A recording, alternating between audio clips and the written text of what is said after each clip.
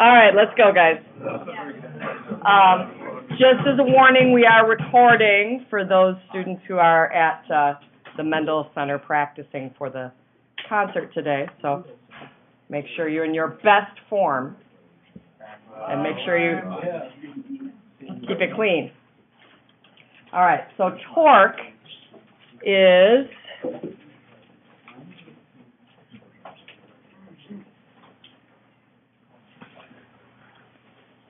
there we go. Is a twisting force.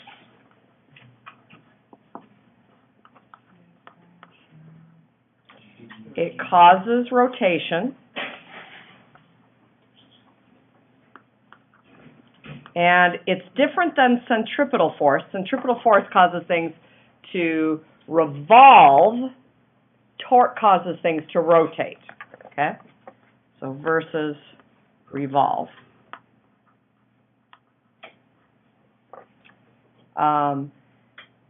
Centripetal force is center-seeking. Torque is a tangential force. Go ahead, Tyler. In between that, for the last 3 weeks, we've been studying revolution as opposed to rotation? Yes. Oh. Correct. It wasn't so important until, well, really, it's going to be most important for the exam, for both the marking period and the semester exam, because those are the exams wherein you will have both concepts. So you'll need to be able to differentiate between the two. So torque, it's a twisting force. It causes objects to move in circles and rotate about what kind of an axis, internal or external? Internal, right. So that's revolving around your own, rotating, about your own axis. And the way you know it's torque is that the force applied will be tangential. The equation is very simple. Fancy T stands for torque. That's the symbol. Yeah. Not to be confused with twerk. This is torque.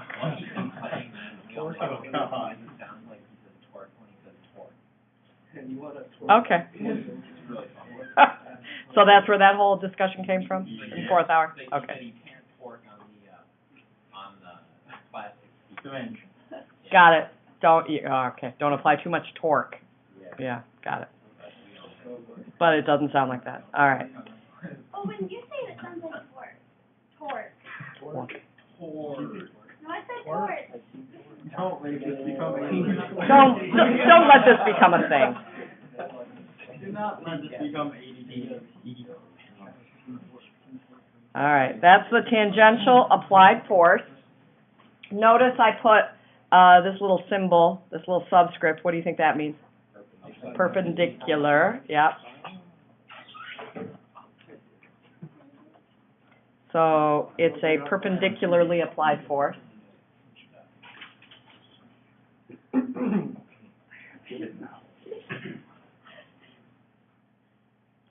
And that is multiplied by cursive L, which stands for the lever arm,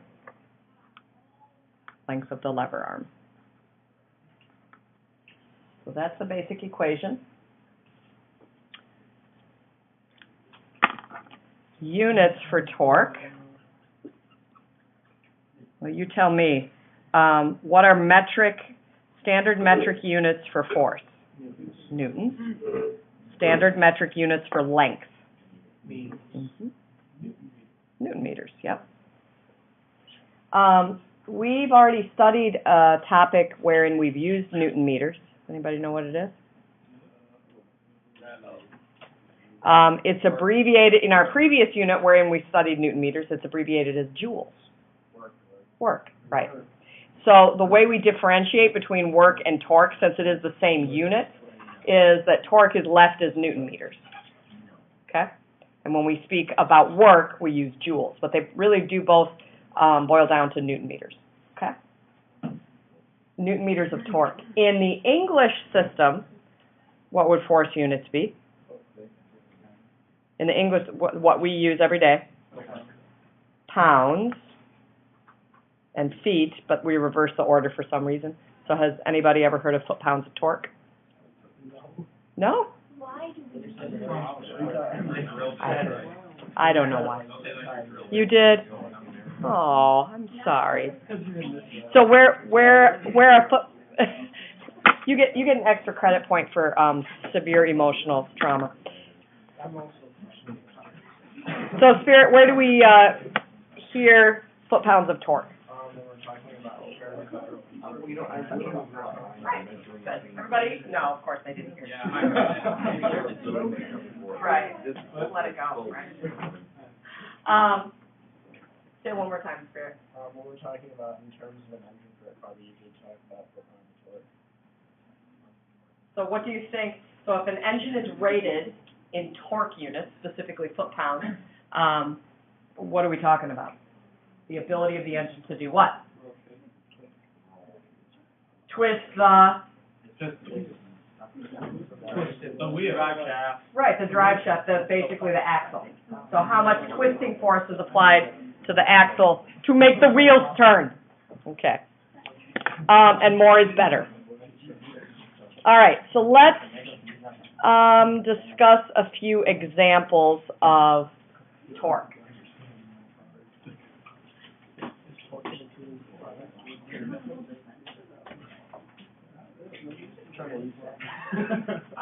Is the door rotating or revolving? Revolving. Definitely rotating. It's revolving. Where's It's the center axis. Where's the axis? Down the wall. Right, the hinge, that's correct. So if you think about the door making a complete circle, It's like rotating on the a side. revolving door in like Macy's, right? Where's the axle? Is it inside the overall mass? If you like blurred your eyes, the door spun really, really fast. Would it be in contact with the mass? In other words, is the mass is it rotating about its central axis, or is it revolving about its central axis? It's rotating, my friends, yeah, it's rotating. Now, see, doesn't it help to be a row up? Yeah. So if I attached a rope to the hinge, and then I swung the door in a circle, it would be revolving. See what I mean? See the difference? Yeah, I won't be doing that for you. The other thing to note is, when I open the door, yeah, what's the force applied? What direction is the force applied? Tangential or radial? Yeah, it's tangent to the circle. That's correct. Okay? So, a centripetal force would act which way? This way, correct? And I'm not going to get a whole lot of door opening action by pushing this way, by pushing toward the hinge, correct? Okay. So, this has happened to me once or twice. I'm like in my head, usually singing a really good song from the 80s. And I go up to one, not so much the new doors, but the old doors that are like this, and they have the bar, and I kind of lose track of which side the hinge is on, right? And you push on the wrong side, and like I'll push the bar here, close to the hinge. So you go up to the door and you push, and like I'm pushing here, close to the hinge, and then it's like, and then you adjust. Anybody ever happen? Oh, yeah. I've seen kids that come up to these doors at times and they'll like, try both sides, so like, bam, hit both sides to figure out which side is going to be the easier side. Why is it easier to open the door here than close to the hinge? The lever on it. Right. You're getting more torque through the advantage of leverage, through the length of the lever arm here versus here. Right.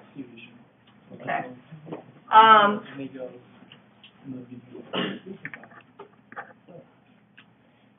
So let's talk about teeter-totters now. Teeter-totters are a great example of torque. And now you get a glimpse into what it was like to be the smallest kid in my class growing up every year, year after year. So in elementary school, I used to play on the teeter-totter with a kid named Larry Weymouth. And Larry was a big, big boy. Big boy. Big boy. So Larry would ask me Larry's Larry. to play teeter-totter, right? Okay. And he was mean. Well, wow, that's a really big fulcrum. So this is Larry. And then this is me.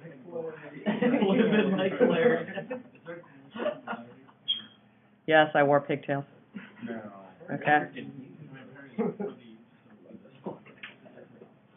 I didn't go by Ms. Nick then, but still. So we would play, he would ask me to play teeter-totter, and it was kind of like I was Charlie Brown and he was Lucy. And so he would ask me, and I'd be like, no, you always do that mean thing. And do you know what game this is? Where, like, Larry would lean back a little bit, and so then the teeter-totter would be like this, right? And then I would be stuck up here, like, with my feet dangling, going, no, Michelle, I'm so scared. And he'd be just like, wah, you fell for it again. So, and then there was some kind of a little rhyme, like taunting rhyme. Does anybody remember doing this as a kid? Like, teddy bear, let me down. What would you give me if I let you down? That kind of thing? No? All right, so that was the rhyme. Anyways, it was horrible. Absolutely horrible. So Larry would basically hold me hostage at the top of the teeter-totter. And notice that I did move the fulcrum a little bit in this picture. So if you've ever played on a teeter-totter, you know that there's like usually 3 or 4 notches, right? And you can slide it, you can shift the teeter-totter a little bit one way or the other. So in order to play fairly, in elementary school, I probably didn't weigh much more than about 60 pounds. Very small child.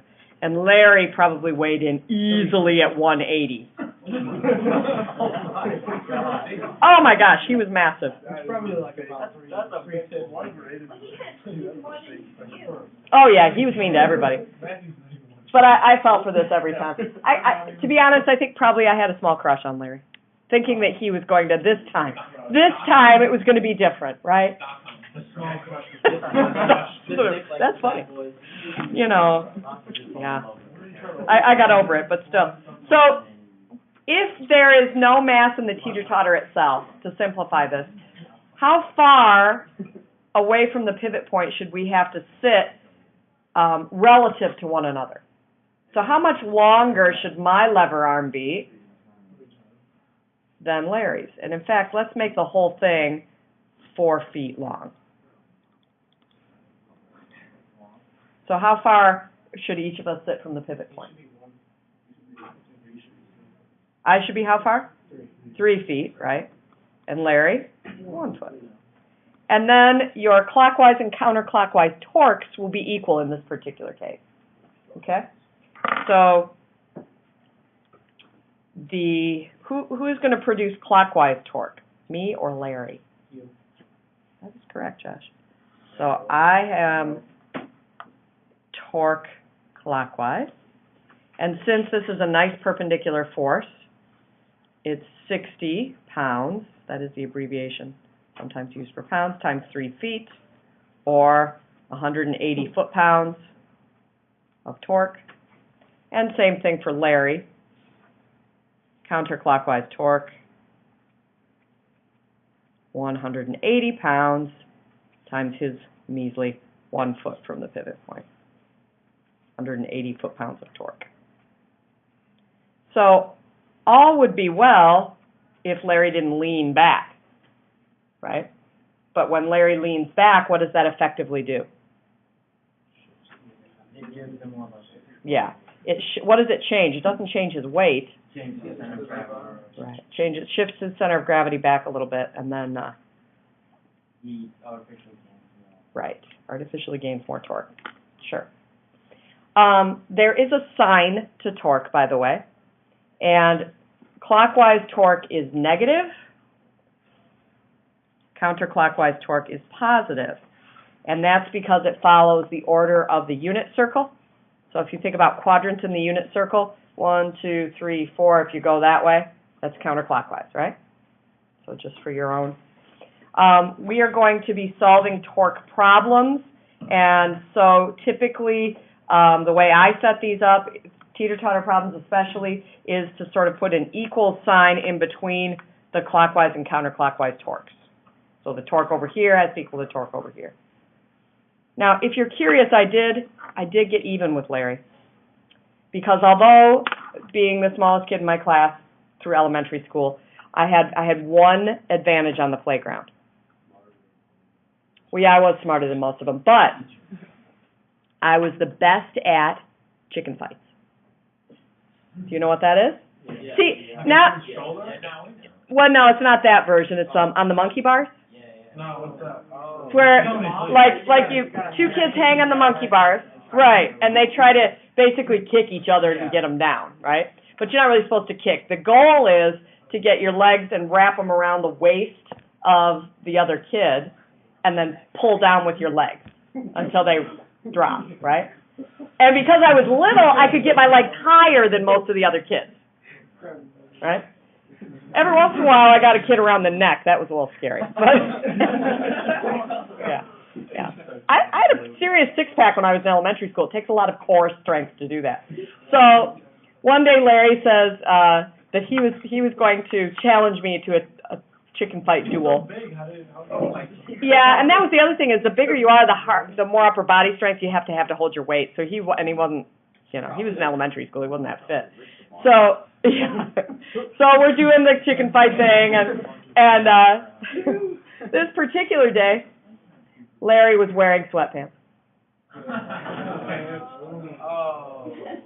And Scooby-Doo underwear. Yes, my friends, I pantsed Larry Wade. It was. Thank you, Matt. Yeah. So, just letting you know, there might be a little bonus point on the test, if you can recall some of these details. No, I don't, but a couple years ago, the kids said, I bet he's on Facebook, let's try to look him up, but I have no idea if it's the same. There were some Larry Weymouths out there that were about the right age, but, he's probably really old, fat, and balding, but now, so who knows. But I'm still all fabulous, so. All right, let's do some math with these torque problems. We're going to set up a little teeter-totter here, and you will be, I've got a couple different possibilities for torque labs, but this is one of them using this equipment. It's very, very simple. We have a pivot point, and we're going to tear this like a balance, so obviously it's not perfectly balanced right now. So which way should I move the pivot point? Yeah, to your right. Yeah, a little bit. Oh, there we go. Nice. Okay. And then I'm going to hang masses on either end. This is a 100-gram versus a 50-gram mass. So what length should I place these proportional to one another? Yep, the 50 should be twice as far from the pivot point as the 100. So I'll just put the 100 close. And the nice thing about these little clips is that there's a window and you can see right to the center. So I'll have our two council members read the numbers off. So I can't see the numbers, so I'm just going to go by feel. Oh.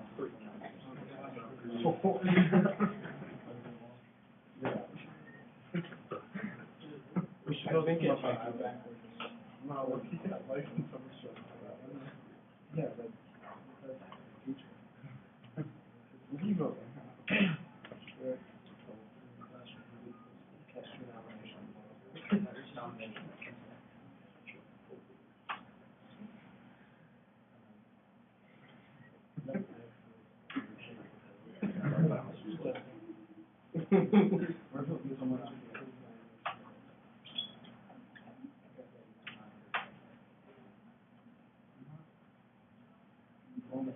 right, that's pretty good. Okay, we've got a fairly balanced system. Can you guys read me the numbers? 11 on the right 11 on the right. and 17. So the 50-gram mass is on the right. No, No, it's all the way around. it's a lot. It's on the left. So this is the 100-gram mass. Yeah. Not that one. And this one's at 11 centimeters. That one's 17. The 50? 50 is at 17. And then there's pivot point in the middle, and the 100 is at 11. Okay, this is not to scale. I think these are centimeters. Okay. Hey, how'd that work out? If this is 11, what should this be? 22. What's going on here? It's really not totally balanced. Not in the It's a little bit skewed towards the- So there's a bit of skew. Pretty close. if you, Well, Does that change it much? That's a lot better. yeah, but it's still at like 11. So 11, 17. All right. Friction, excellent guess, but no.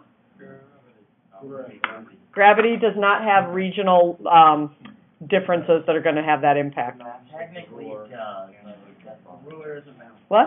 the mass of the ruler and The mass of the ruler, since we tared the ruler, we put the pivot point at the center of gravity of the ruler, so the clockwise and counterclockwise torques are balanced. But if we had an off-center pivot point, then we would need to take into account. Because the pivot point was, it's not slightly. Yeah, pivot point was pretty close. That's not the thing. the mass of the clips that I'm keeping the weights on. Oh, the mass of the clips. Excellent. The mass of the clips is, I think, about 18 grams. So we're going to add 18 grams to both of these sides. Does that make sense? So this side would be, and we're going to make, since this is like a conservation law, so this side will be 68 grams. Instead of force, we're going to use grams, at 17 centimeters, equals 118 grams at 11 centimeters. Now we can get fussier with this, but let's see what we get. 1156 gram centimeters, which we can convert to actual torque units, versus about 12, almost 1,300 gram centimeters. I know it looks like a huge difference, but if we were a little fussier with the lengths, and remember these are really small, a gram centimeter is a very, very small unit. So it's really not too bad. Way better than 50 times 17 versus 11 times 100. Okay? So that's basically how we do torque problems. The other thing we need to add or include is what happens if the applied forces are not at a 90-degree angle. So let's see if we can demonstrate that first. I don't know if this is going to work. Yeah, I don't think this is going to be tight enough. You just stick a penny in there. It'll be okay. All right, we have that versus, just hold it. I don't know if they swing my voice.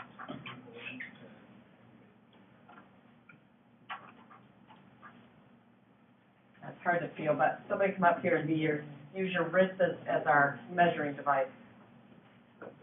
Yes, thank you, Jillian. So hold on to that at the end. And hold it as close to, hold it at arm's length. Why do I want her to hold it at arm's length versus close to her body? I'm trying to get her to feel the difference in torque. Yeah, we're actually adding this. Now we're going to really be twisting around her shoulder instead of her wrist. But you got a feel for that? All right. Now, let's go this way. Let's go a little above. How's that feel? Easier or harder? Hard to tell? Yeah. I think it's harder. Let's go a little below the horizontal. But it's easier. That's easier. Okay, it's probably just above versus below. It should be a little easier to hold it like this than it is perfectly horizontal. How come? Because the grab, less grab, no, not. Okay, let's be cautious about our terms. It's not like all of a sudden she went like this, whoa, gravity got a little less here. What do you mean by less gravity? I'm holding it against. It's what? The distance It's is more than ruler has more tension in it. The gravity. Go ahead. The distance from the center of that is less, so there's less of gravitational force. Okay, technicality, man. The difference between this versus this when we're talking about 6.4 times 10 to the third kilometers to the center of the earth ain't gonna make a difference. So somebody tell me why this is a little bit harder than this. Yes, it's true. It is a little less gravity. All right, moving on from that point. Pushing down, the gravity's not pushing, like here, it's pushing all the way. Like, not as much, it's not hitting. Right. Like, it has less, like, not surface area, but like. There's some triangles here, aren't there? Yeah. Yes, there's a triangle here. So right here, gravity is acting perpendicular to the lever arm. When Jillian does this, gravity still does its thing, but think about the perpendicular now. The perpendicular that produces torque is a longer or shorter side of this right triangle that we'll create right here, the good triangle. So this component is shorter, a little bit shorter. Thank you. All right, so let's draw that triangle.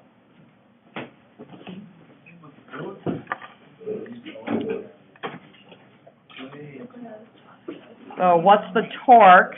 And Jillian's hand, oh, and I should, Is that my arm? no, this is the meter stick. It's like, wow, my arm's really getting long. Jillian's hand is right here.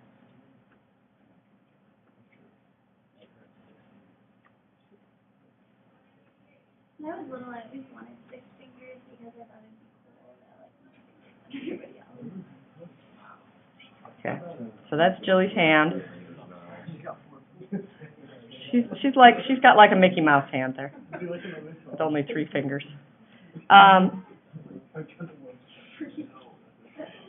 Oh, let's say this was 150 gram mass. Okay, and it's a meter stick, so this is 1 meter long. So the torque in gram meters would be 150, right? When we then tip it, so that now it's on an angle, we haven't changed the mass, it's still 150, right? But now the 150 is acting on an angle to Jillian's hand.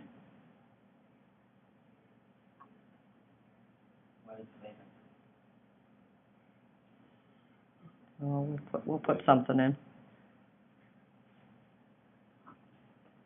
Okay?